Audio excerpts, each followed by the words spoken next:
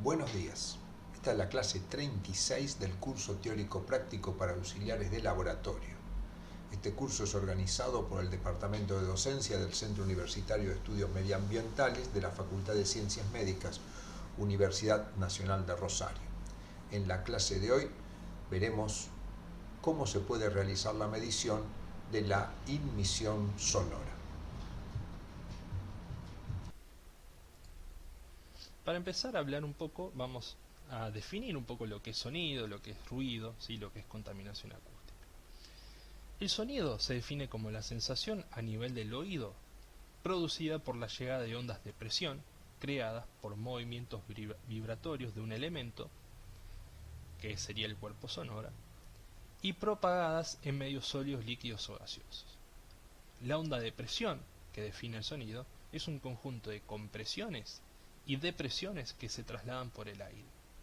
Esta suerte de vaivén entre compresiones y depresiones se repite hasta que el fenómeno finaliza, hasta que la transmisión emisora finaliza. Sí o sí se necesita de un cuerpo sonoro, que es el emisor, un medio transmisor, que puede ser sólido, líquido o gaseoso, y un cuerpo receptor, ¿sí? Que en nuestro caso en el ser humano es el oído y el cerebro, ¿sí? O puede haber otro tipo de receptores como un aparato que es el decibelímetro, ¿sí? Es importante destacar que el sonido no se transmite en el vacío porque yo necesito una superficie donde hacer la compresión y la depresión, digamos, de esa fuerza, de esa onda de presión, que pueden ser partículas de aire, partículas de agua, ¿sí? En un estado líquido o en sólidos, ¿sí? Eh, y que en el receptor, en el caso de los seres humanos, sí o sí debe ser un conjunto del aparato auditivo y el cerebro, o sea, el área auditiva, ¿sí? Si alguna de las dos falla, ¿sí? Tanto sea el sistema auditivo como el área auditiva del cerebro, dejaríamos de tener el receptor, por lo tanto no habría sonido, ¿sí? Si nosotros nos ponemos a pensar en este caso, ¿qué hubiese pasado si la humanidad desde sus inicios, ¿sí? hubiese evolucionado sin sistema de la audición, ¿sí? Sin sentido de la audición? El sonido no existiría como tal, ¿sí? Quién sabe que hubiese existido, pero a lo que quiero llegar es que el sonido es definido desde la percepción humana, ¿sí? Y el sonido posee cuatro cualidades, ¿sí? Las principales son intensidad y altura, ¿sí? La intensidad está determinada por la amplitud de la onda y la altura por la frecuencia de la onda, ¿sí? La intensidad se mide en decibeles y la altura en hertz. Y después tenemos al timbre, que está determinado por las características del emisor, es decir, yo conozco cómo suena un auto por sus características, conozco cómo suena una guitarra porque eh, sé que está formada de determinada forma, ¿sí? Una trompeta suena así porque es de metal, etcétera. Y la duración, que no viene al caso. Como dije, tenemos dos cualidades, que es la altura y la intensidad. La altura o tono me define a los sonidos en agudo, medios y graves, ¿sí? Y depende de la frecuencia vibratoria de ese sonido, ¿sí? Su unidad de medida son los hertz, que no son más que número de vibraciones por segundo. A mayor número de vibraciones, es decir, a mayor hertz, será la altura, mayor será la altura y más agudo será el sonido, ¿sí? El ser humano tiene un rango audible, ¿sí? Que va desde los 16 a los 20.000 Hz, ¿sí? Por debajo de los 16 tengo a los infrasonidos, ¿sí? Que son sonidos graves que los humanos no podemos escuchar. Y los ultrasonidos son los que están por arriba de los 20.000 Hz, ¿sí? Y un claro ejemplo de estos sonidos son los ecógrafos, de ahí viene la palabra ultrasonografía, ¿sí? Y los silbatos para perros, ¿sí? Y es importante destacar que yo acá puse niños mayor que varones, en realidad niños mayor que adultos sería. ¿Y esto por qué? Porque los niños tienen la capacidad de escuchar frecuencias más altas que los adultos, ¿sí? Y es normal esto porque con el correr de los años el ser humano pierde sensibilidad a las a las frecuencias agudas, ¿sí? A los sonidos de mayor frecuencia, ¿sí? Por eso un niño va a escuchar mayores agudos que los adultos, ¿sí? Pudiendo llegar a los 20.000 Hz, mientras que los hombres, perdón, los adultos escuchan capaz que, por poner un número, hasta los 15.000 Hz y de ahí no pasan, ¿sí?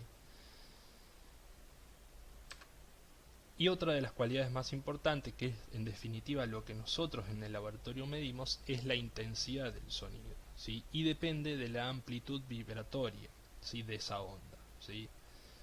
O sea, mayor amplitud, ¿sí? Mayor decibeles, más fuerte el sonido, ¿sí?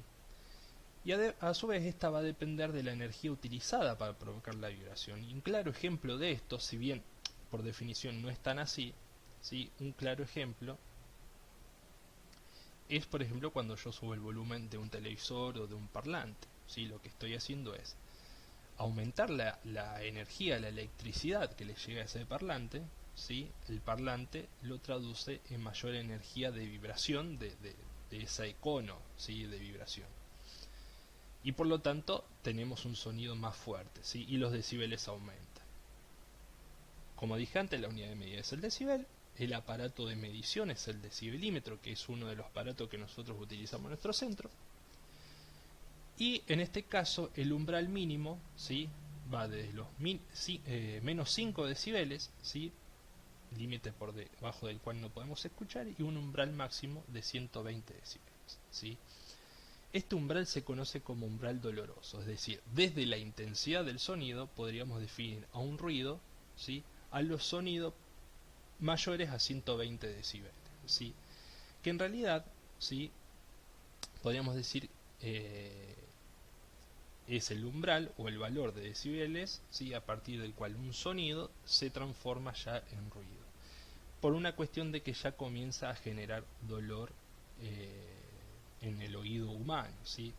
Pero cabe destacar que en realidad este límite muchas veces es subjetivo, ¿sí? Por un lado porque va de la mano con la frecuencia de ese sonido, es decir, la altura, cuán agudo o grave sea el sonido. El humano puede escuchar sonidos agudos de mayores, sonidos graves de mayores intensidades, mientras que sonidos agudos generalmente pueden escuchar frecuencias menores, ¿sí?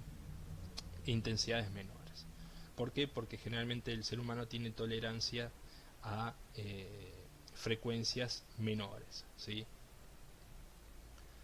Pero como vamos a ver adelante, ¿sí? La definición de ruido no depende únicamente de la intensidad, ¿sí? De los decibeles. De hecho, para una persona capaz que un sonido de 100 decibeles, ¿sí? Ya causa dolor. Por lo tanto hay un gran factor subjetivo. Y para entrar ya en lo que es el ruido, ¿sí? Ruido y sonido, para diferenciarlos tenemos dos formas básicas de diferenciarlos, ¿sí? Desde la teoría de las ondas, como venimos hablando, y también de la subjetividad, es decir, de las sensaciones que causan el ser humano. Entonces, desde las ondas decimos que un sonido, ¿sí?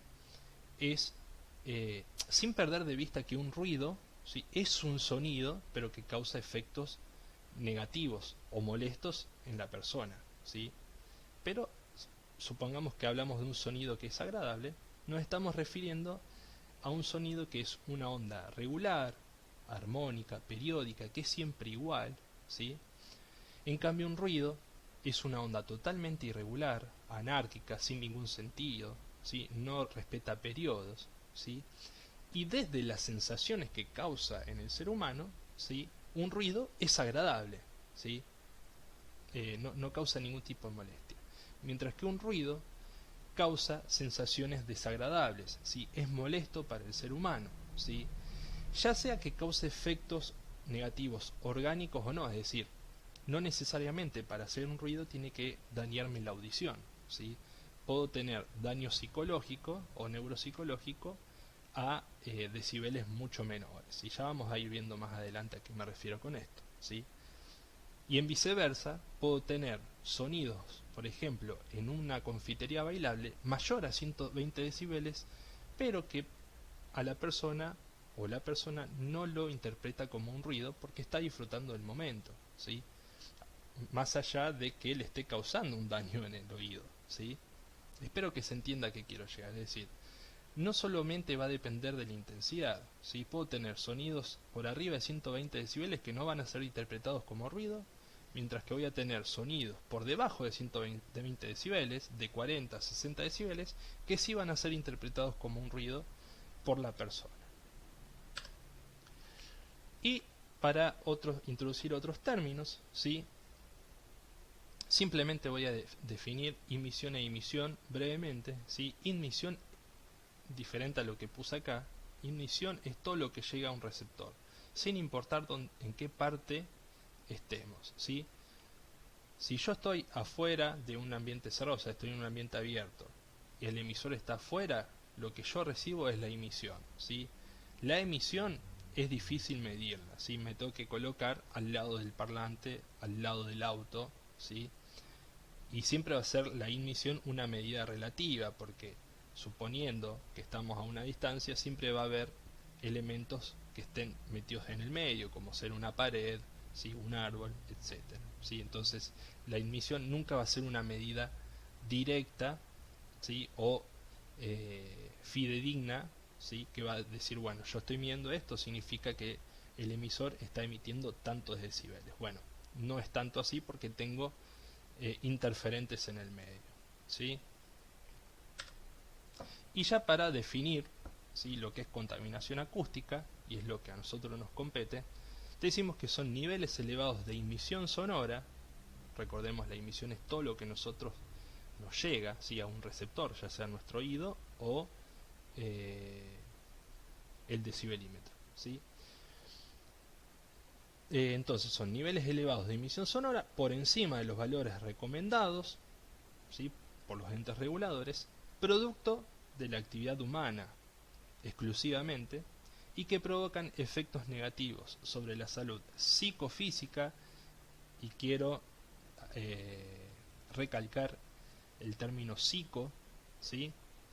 Y la calidad de vida de las personas. Y un poco lo que ya había hablado, se los recalco, los efectos de los ruidos excesivos sobre la salud humana no solo dependen de la intensidad del ruido, que es lo que nosotros medimos, ¿sí?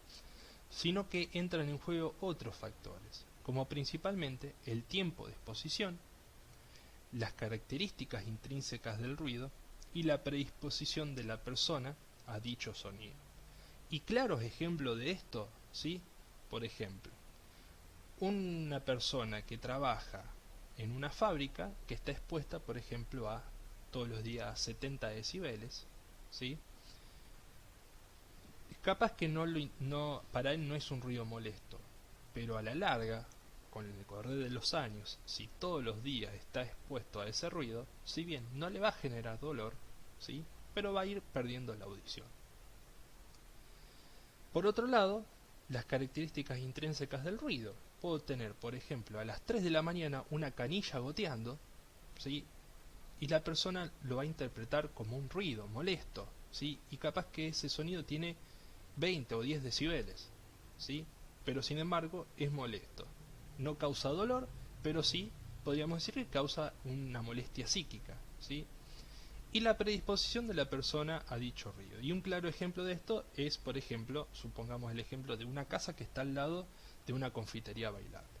Adentro del boliche tenés 120, 130 decibeles, y en la casa capaz que tenés 70 decibeles o 60.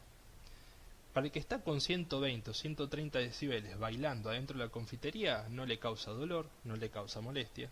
Sin embargo, para el que está dentro de su casa queriendo dormir a las 3 y media de la mañana y recibe una emisión de 40-50 decibeles, es súper molesto.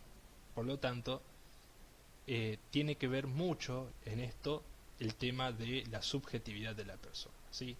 Obviamente lo que no podemos negar es el daño orgánico que causaría sonidos por arriba de 120 decibeles, ¿sí? O de menor decibeles pero sostenidos en el tiempo, ¿sí? Eso es innegable. Como veníamos diciendo, ¿sí? Los efectos, ¿sí? Lo podemos dividir en efectos orgánicos y neuropsicológicos. Dentro de los efectos orgánicos tenemos la pérdida auditiva, que puede ser provisoria o permanente, los acúfenos, ¿sí? Que es esa sensación de un pitido dentro del oído constante, efectos simpático-miméticos, ¿sí? Esto tiene que ver mucho con decibeles extremadamente altos, ¿sí? Por arriba de los 120 decibeles, ¿sí? Que causa hipertensión, cefalea por vasoconstricción encefálica, alteraciones digestivas, diplopía, ¿sí? Y por encima de los 180 decibeles tenemos estallido de alvéolos pulmonares, síncope y muerte súbita, ¿sí? No sé qué hay mayor a 120 decibeles, supongo que bombas atómicas, no sé qué puede ser de ese valor, lo desconozco, pero la bibliografía lo describe y establece estas consecuencias, ¿sí? Y los efectos neuropsicológicos, ¿sí? Como dije antes, son el estrés, la ansiedad, la histeria, la irritabilidad, psicosis y principalmente trastornos en el aprendizaje, atención e insomnio, ¿sí?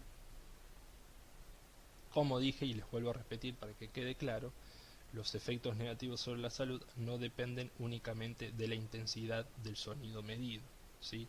Es muy fuerte el componente subjetivo.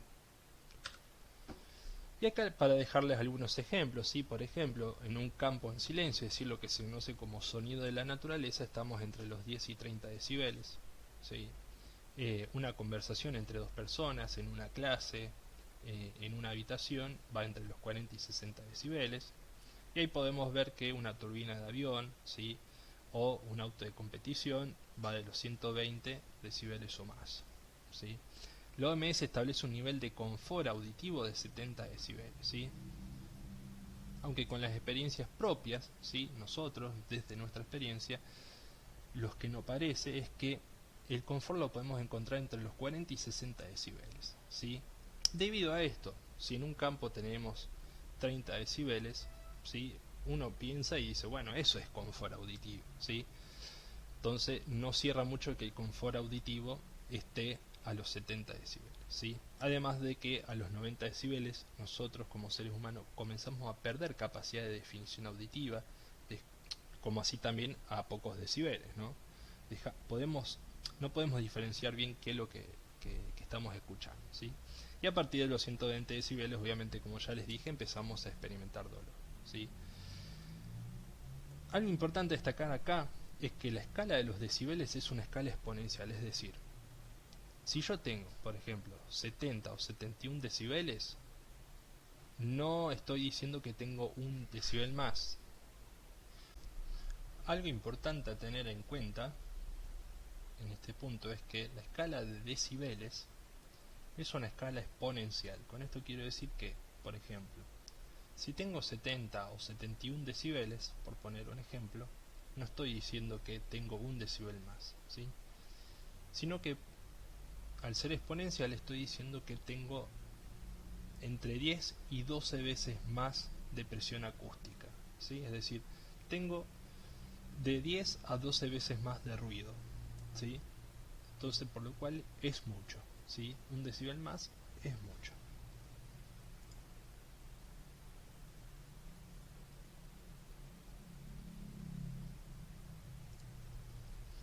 Para hablar un poco de las regulaciones, ¿sí? Tenemos regulaciones internacionales como la de la OMS, nacionales, provinciales, ¿sí? Como podemos ver en esta diapositiva, y tenemos ordenanzas municipales, ¿sí? Como en la ciudad de Rosario, ¿sí? Ordenanzas. Y después tenemos dentro de las nacionales, lo más importante son las normas IRAM, ¿sí? Del Instituto Argentino de Normatización y Certificación. Pero para destacar brevemente, ¿sí? Nos vamos a quedar con el de la OMS, que establece un límite máximo recomendado, y es el que nosotros tomamos como base, de 70 decibeles. Y las normas IRAM, ¿sí? Que toma estos valores, pero le hace algunas modificaciones, estableciendo las zonas de sensibilidad, ¿sí? Y tolerancia, es decir, zonas de alta y baja sensibilidad. Por ejemplo, una zona de alta sensibilidad y baja tolerancia, por ejemplo, es una zona perihospitalaria o residencial, mientras que una zona de baja sensibilidad y alta tolerancia son zonas industriales o zonas comerciales. Es decir, una zona de alta sensibilidad son zonas que no permiten mucho ruido, básicamente, y generalmente los valores máximos permitidos son entre 60 y 65 decibeles, mientras que en zonas industriales o comerciales los valores máximos permitidos son mayores, ¿sí? Generalmente de 80 decibeles. Y después establece los horarios, ¿sí? Horarios nocturnos y diurnos,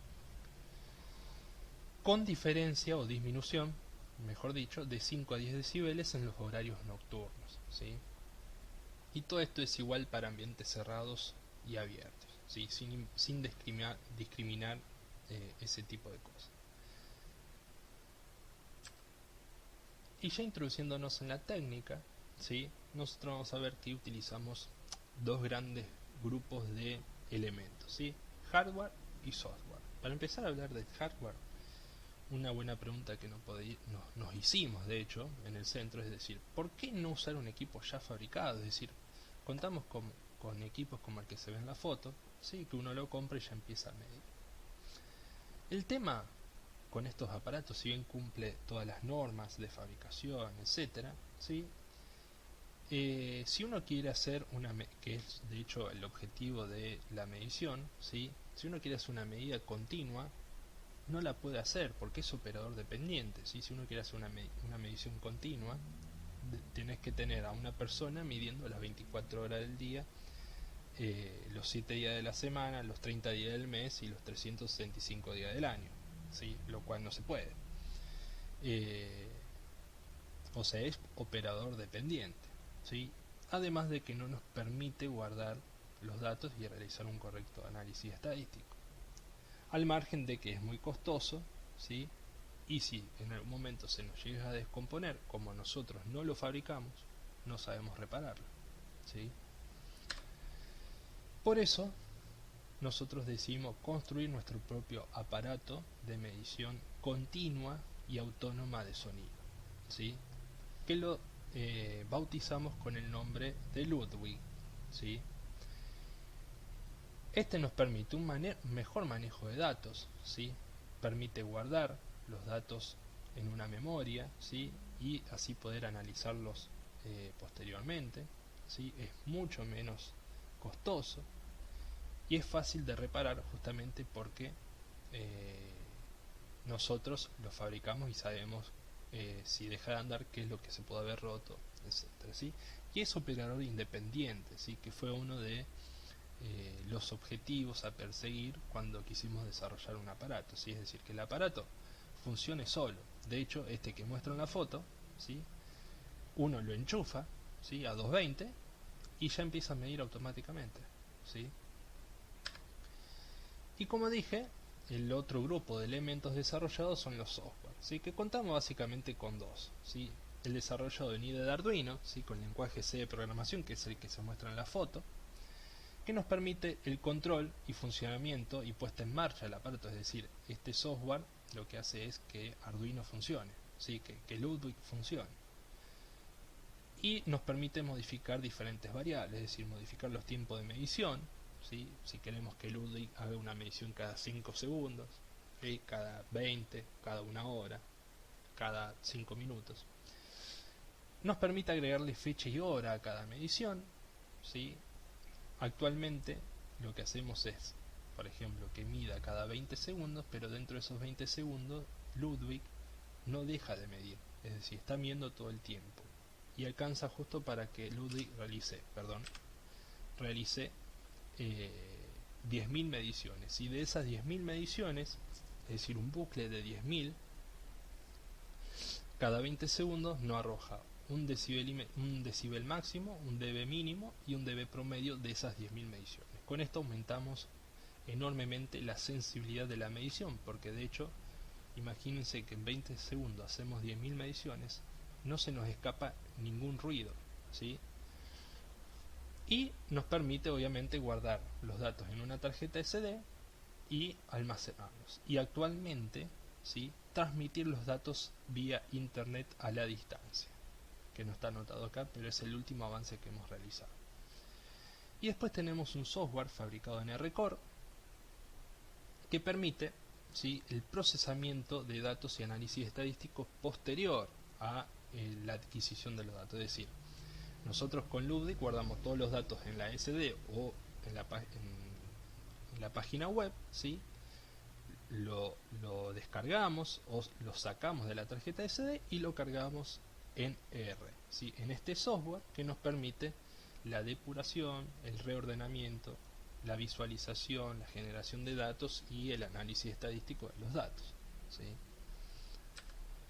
Y esto es un poco la conformación del último Ludwig que se veía ya en esta foto, ¿sí?, que se ve a la izquierda abajo, ¿sí?, con una tarjeta SD, un sensor de temperatura, la plaqueta Arduino, ¿sí?, el microprocesador, un reloj, ¿sí?, y la tarjeta de internet, y por fuera va el sensor de sonido que acá no se ve porque es externo a la plaqueta. Y como vemos acá, los elementos que le nombré: por un lado el sensor de temperatura, la plaqueta de internet, la tarjeta SD, el reloj, la fuente, ¿sí?, de alimentación a 220, entran 220 y sale 5 voltios, que es la alimentación de Arduino. Y acá faltaría una foto de lo que es la plaqueta Arduino, el sensor de sonido. La plaqueta Arduino es esta que se ve acá. Nos falta el sensor de sonido ya instalado, digamos. Y lo que hicimos con este aparato, sí, obviamente fue validarlo contra el equipo Baum, ¿sí?, que utilizamos el programa Audacity, donde generamos diferentes sonidos de diferentes frecuencias e intensidades que fueron conocidas, ¿sí?, y medimos en simultáneo con el equipo que les mostré al principio, ¿sí?, con este, y con nuestro Ludwig, y fuimos comparando, ¿sí? Estos son los datos, ¿sí? A la izquierda les muestro el tipo de onda generada: cuadrada, diente en sierra, white, pink, o sea, sonido rosa, sonido blanco, ruido ambiente, onda de seno, ¿sí?, la amplitud, es decir, la intensidad, la frecuencia, ¿sí? En estos white, pink y ambiente no tienen frecuencia porque son sonidos específicos, ¿sí?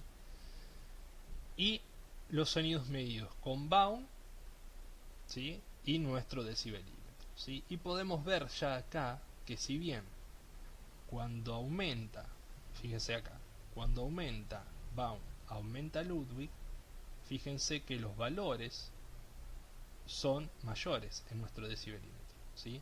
Acá podemos ver la pendiente, ¿sí?, donde básicamente se correlacionan significativamente, o sea, cuando aumenta uno aumenta el otro. El problema es que, por ejemplo, cuando Baum está midiendo un valor, por ejemplo, tomamos este de 50, ¿sí?, en Ludwig está midiendo casi 60, ¿sí? Por lo tanto, ¿sí?, llegamos, luego del análisis de correlación, que Ludwig, si bien funciona adecuadamente, y mientras el equipo Baum aumenta, Ludwig sobreestima los valores, ¿sí? Eso nos permitió, gracias a que Ludwig es de desarrollo propio, nosotros hicimos los software, agregarle un factor de ajuste, ¿sí?, que actualmente ya está agregado en el software DR para, una vez que ya cargamos los datos, ya se cargan automáticamente con el factor de ajuste agregado, ¿sí?, y eliminamos esa sobreestimación de Ludwig. Acá muestro un poco cómo se obtienen los datos en la tarjeta SD, ¿sí? Ludwig cada 6 horas genera un archivo, ¿sí?, donde cada archivo tiene, no sé el número, pero cada 20 segundos hace una medición, así que habría que sacar la cuenta cuántas mediciones tiene, ¿sí? Y acá podemos ver la fecha, la hora, los decibeles, y acá está cortado, pero más allá muestra decibeles máximos, mínimos y promedios de 10.000 mediciones, ¿sí? Es decir, cada medición de esta, ¿sí?, es el promedio de 10.000 mediciones, ¿sí? Cada 20 segundos durante 6 horas y me genera un archivo, ¿sí? Y esto es para mostrarle un poco de los resultados, ¿sí? Tenemos actualmente 3 Ludwig funcionando en la ciudad de Rufino, ¿sí? Que están instalados en la vía pública en columnas de iluminación pública. Estuvieron funcionando durante 6 meses de medición de forma totalmente ininterrumpida, y fíjense, contamos, Ludwig estuvo haciendo la medición cada 20 segundos, contamos con el total de 1.668.368 mediciones, un total de datos de 5.005.104, ¿sí? Estos son mayores porque cada valor, o sea, cada medición tiene hora, fecha, decibel máximo, decibel mínimo y decibel promedio, ¿sí? Y como les dije, cada medición de este 1.668.368 es a su vez el promedio de un bucle de 10.000 mediciones, por lo tanto, ¿sí? Tendríamos un total de 7.000 millones de mediciones, ¿sí? En los gráficos podemos ver, a la izquierda tomamos L1, ¿sí? Uno de los Ludwig. En una semana podemos ver que en azul está el máximo recomendado por la OMS de 70 decibeles, en verde los mínimos, en rojo los máximos y en negro los promedios de cada medición, ¿sí? Y es importante acá tener en cuenta que tanto los rojos como los verdes es una medición de esas 10.000, mientras que los negros es el promedio, ¿sí? Por lo tanto, fíjense que los promedios no sobrepasan casi, salvo acá en este lado, pero están por debajo del límite máximo recomendado, ¿sí? Los rojos sí lo sobrepasan, pero de este gráfico podemos inferir que al ser estos ruidos excesivos, esporádicos y no sostenidos en el tiempo, no afectan el promedio, ¿sí? Y podemos ver un patrón en M, ¿sí? Con 2 picos máximos y mínimos, que lo podemos ver mejor en el gráfico de la derecha, donde graficamos un día y no una semana, ¿sí? El mismo valor de 70 decibeles máximo recomendado por la OMS, y podemos ver un pico mínimo bien marcado, ¿sí? Entre las 3 y 4 de la mañana, ¿sí? Que luego comienza a subir rápidamente hasta las, por ejemplo, 8 de la mañana, ¿sí? Que alcanza el máximo, que se sostiene hasta las 10 de la mañana aproximadamente, para luego comenzar a bajar y hacer otro mínimo, aunque menos marcado, a las 3 de la tarde, y volver a subir hacia las 7 de la tarde, ¿sí? Para luego comenzar a bajar y volver a este pico mínimo, ¿sí? Y esto básicamente va reflejando un poco la actividad humana, ¿sí? Y el tránsito vehicular, ¿sí? Totalmente ligado a la forma de actividad humana. Y esto es, por ejemplo, una semana, me corrijo, son 2 días, ¿sí? En la ciudad de Rosario, ¿sí? Donde podemos ver cómo desciende, ¿sí? Fíjense, un descenso bien marcado, cada punto es una medición. Acá todavía no estábamos haciendo ese tipo de medición que sacaba el máximo, promedio y mínimo, sino que hacíamos una medición cada 20 segundos. Y fíjense el mínimo bien marcado, ¿sí? Que comienza a descender, por ejemplo, alrededor de las 8 de la noche, ¿sí? Hace un mínimo a eso de las 4 de la mañana, para luego fíjense cómo sube ya a las 6 de la mañana, es totalmente vertical, fíjense, ¿sí? Y este sí es un gráfico de 3 días, ¿sí? Sobre todo de fin de semana, y acá podemos ver el mismo gráfico que vimos aquí, pero repetido varias veces, ¿sí? El mismo patrón, ¿sí? De descenso. Estos gráficos, ¿sí? Esta foto es lo que actualmente Ludwig, como le había dicho en un principio, la última actualización que hemos hecho es agregarle la plaqueta de internet que le mostré. A ver si puedo volver. Esta roja que se ve acá nos permite transmitir los datos a internet, ¿sí? Entonces esto es lo que vemos actualmente si entramos a la página de InSpeak, ¿sí? Ludwig está graficando todos estos valores, ¿sí? Intensidad promedio, intensidad máxima, intensidad mínima cada 20 segundos, ¿sí? Y está transmitiendo la temperatura también que le hemos agregado. Y a modo de conclusión, ¿sí? Estas son tres conclusiones bien cortitas, ¿sí? De nuestra experiencia y luego al anexar los datos obtenidos hasta el momento, podemos decir que dichas mediciones no han superado en promedio, ¿sí? Si tenemos que hacer un promedio general, los valores máximos recomendados por la OMS, ¿sí? Inclusive en Rosario, ¿sí? Por eso yo en un momento les decía que el valor máximo recomendado de 70 decibeles por ahí se queda un poco corto, porque la ciudad de Rosario es ruidosa, ¿sí?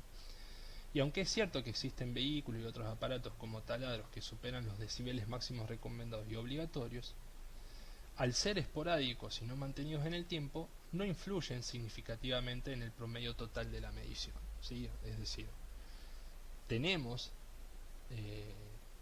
transportes, ¿sí? Autos, motos que superan ampliamente el valor máximo, pero como son esporádicos, no influyen en ese ruido de fondo, digamos, en el promedio general no influyen, ¿sí?